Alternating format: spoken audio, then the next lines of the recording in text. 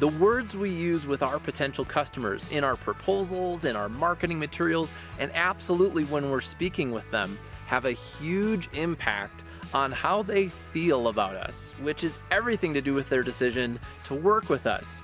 Chances are you're using some language that may be turning people away from working with you. So check out today's podcast to learn 7 key phrases to avoid in your sales and some things that you can replace them with that will make people want to work with you.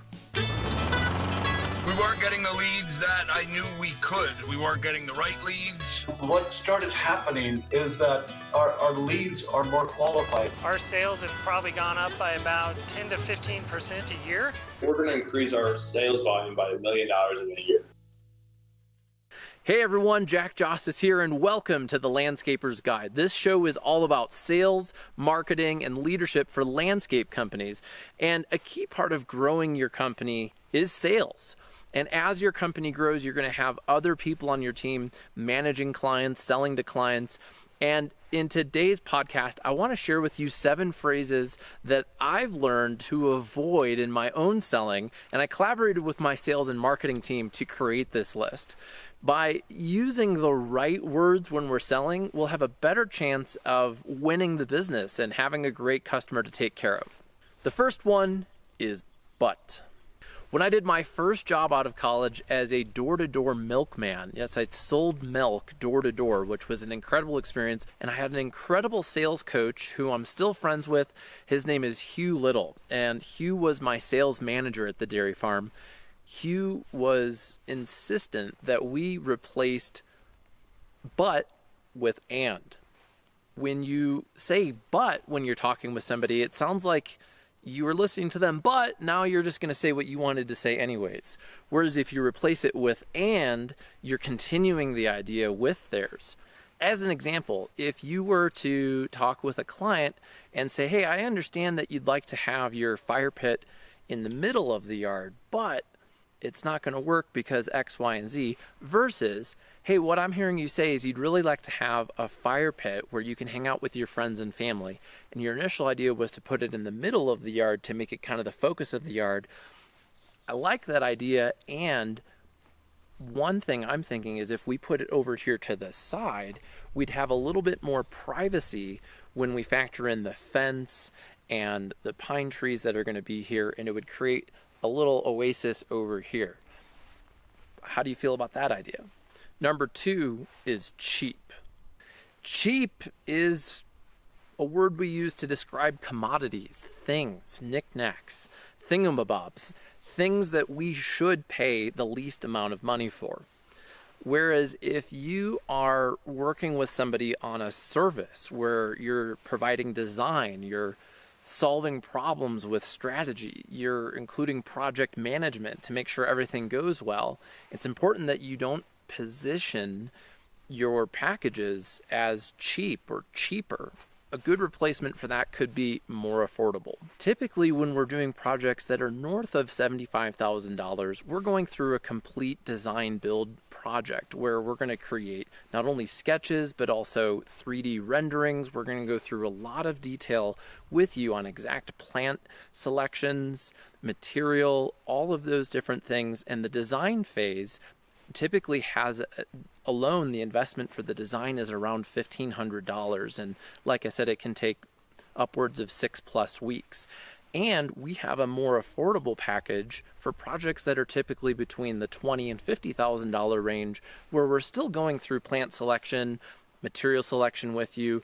However, we're not spending as much time on a detailed and advanced design. Number 3 is fee. Fees are things that banks charge you.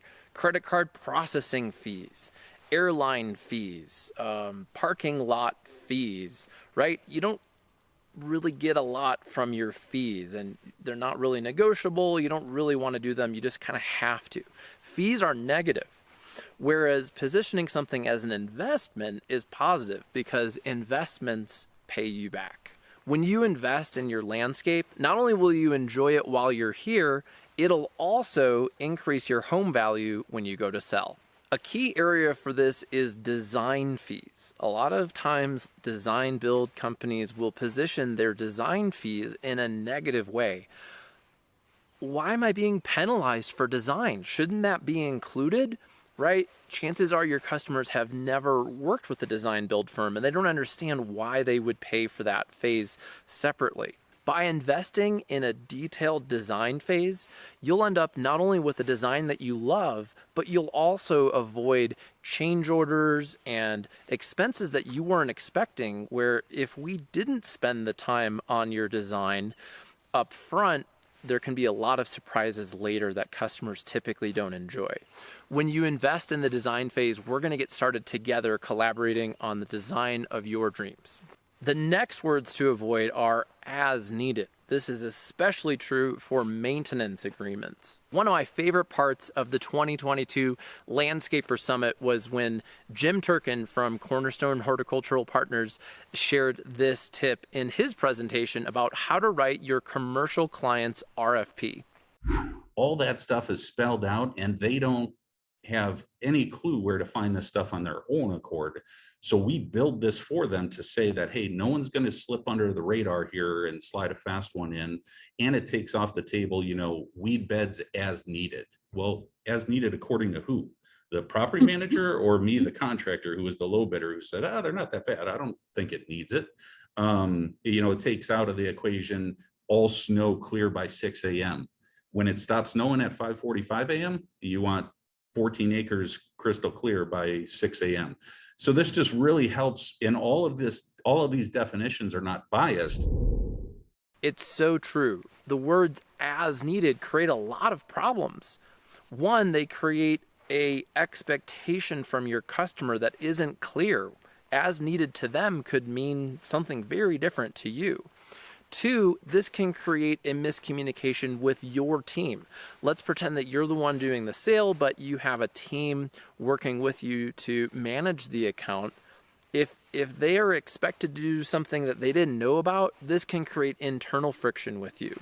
And lastly, when those first two things happen, it creates profit loss. So having a clear scope of work and avoiding words like as needed will ensure that your customer gets what they're expecting, but more importantly, what they're agreeing to, and that your team will deliver it, and then you'll be profitable. Contract versus agreement. This is another one that I learned from Hugh Little, and I think it's true. An agreement is something positive. It's mutual. We are creating an agreement together, whereas a contract is kind of like a fee. It's a legal document. It's not super positive. Legally, contracts and agreements are the same thing. And at Ramblin Jackson, we prefer using agreements because it's more mutual and it's more positive. So what do you think? Are they contracts or are they agreements? Subcontractors versus trade partners. This last one I learned from Remodeler's Advantage. I think it was Paul Wynn who shared this one with me. Subcontractors, the contractor, subcontractor, those are two words that a lot of people don't like.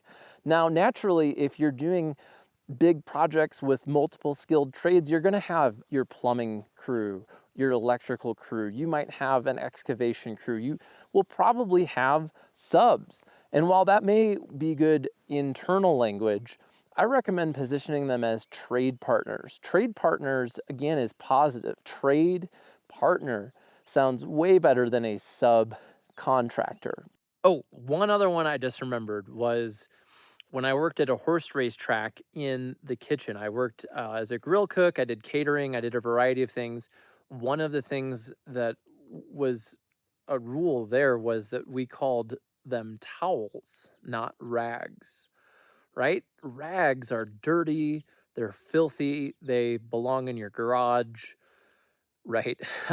Whereas a towel is clean and it's meant for cleaning things or drying them off. So I think that one's pretty obvious. Towel versus rag. I don't know about you, but if somebody was preparing my food, I'd rather that they were, drying their hands on a towel than a rag.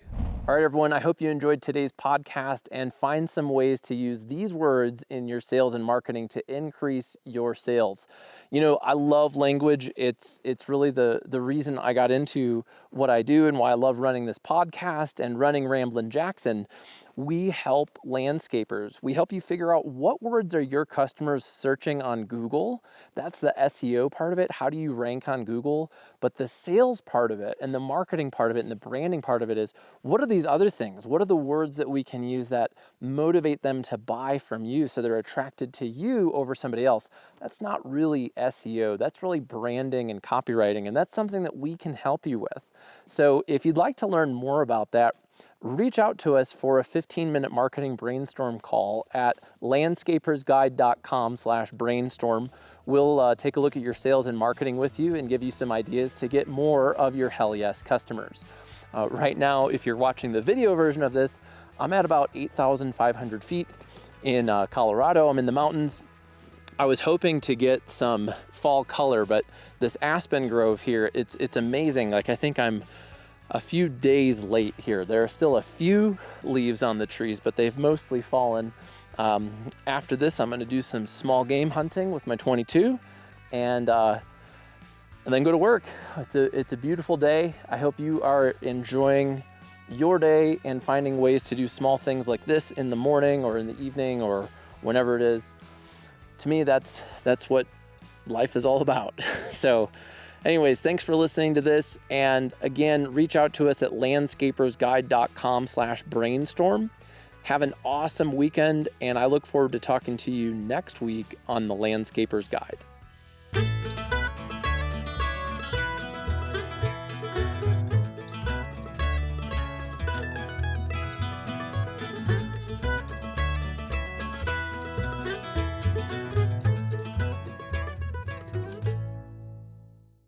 In today's podcast, I'm going to share with you some things you should do, like sing